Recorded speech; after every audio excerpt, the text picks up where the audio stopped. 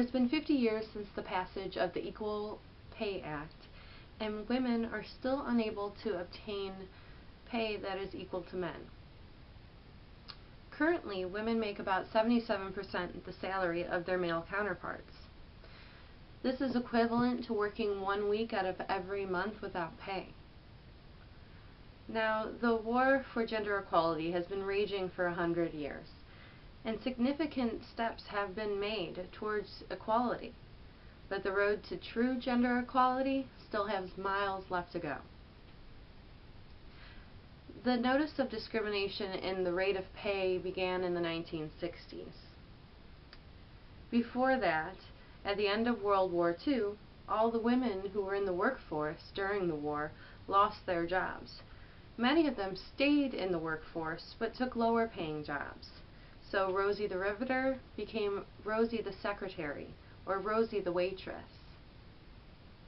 In the 1960s, John F. Kennedy agreed to a federal investigation to investigate gender discrimination. The report that resulted was called the President's Commission on the Status of Women, and it found that gender discrimination is prevalent in many areas, such as education, law, and employment.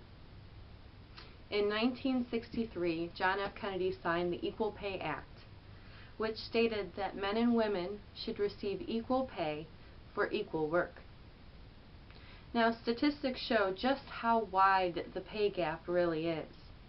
In the 1960s, 33% of the nation's workforce were women, but on average they made about 60% of a man's salary. Improvements were made after the passage of the Equal Pay Act, and in the 1980s, the gap in the rate of pay decreased at the greatest level we've ever seen. And this was because the perception of women in the workforce had changed. It was now more common to see women working to help their family, and it was more common to see women pursuing business careers. So the gap in the rate of pay has really narrowed over the years. But since 2001, it has only shrunk by 1%, even though women make up 47% of the workforce. Growth has been stagnant in this area. It is also found that women of all types of education and all levels of employment are facing this discrimination. It was found that women as high-level executives in highly educated positions have a very large pay discrepancy versus their male coworkers. For example, a female engineer makes about 82% of a male engineer's salary. A female surgeon makes about 78% of the salary of a male surgeon. In today's society, 1 in 5 families still holds to the form of one male breadwinner and a stay-at-home mom. Even though this is the case, mothers experience very steep wage gaps due to the assumptions of gender roles in the home.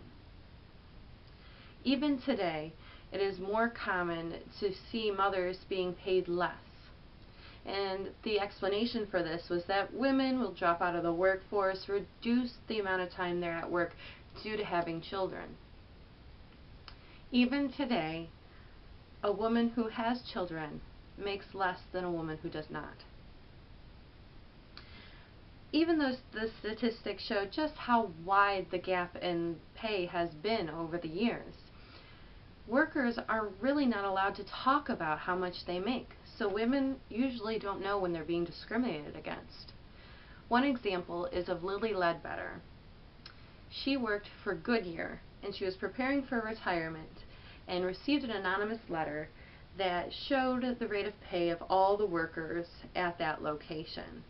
And she discovered that she made 71% of the salary of a male coworker at the same seniority level. Looking at her finances and facing retirement, Lily Ledbetter sued Goodyear for lost wages. The original case, she won, but Goodyear appealed the ruling, and the appeals eventually led the case to the U.S. Supreme Court. Now, the U.S. Supreme Court voted in favor of Goodyear. They stated that individuals cannot sue businesses under the Title V stipulation of the Equal Pay Act if it has been more than 180 days since the initial act of discrimination. Since Lilly Ledbetter did not know when her pay started to deviate from her male coworkers, she did not know when that 180-day stipulation began or if she was over it.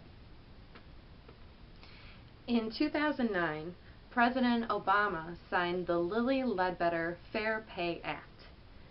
This law reformed the previous laws and made it easier for women to pursue legal actions against employers if they believe they're being discriminated against. The new reforms also changed that 180-day rule to begin with the issuance of every discriminatory paycheck. Now, there have been laws and there have been improvements, but the original Equal Pay Act just isn't being enforced. A new law is needed to stop wage discrimination before it begins.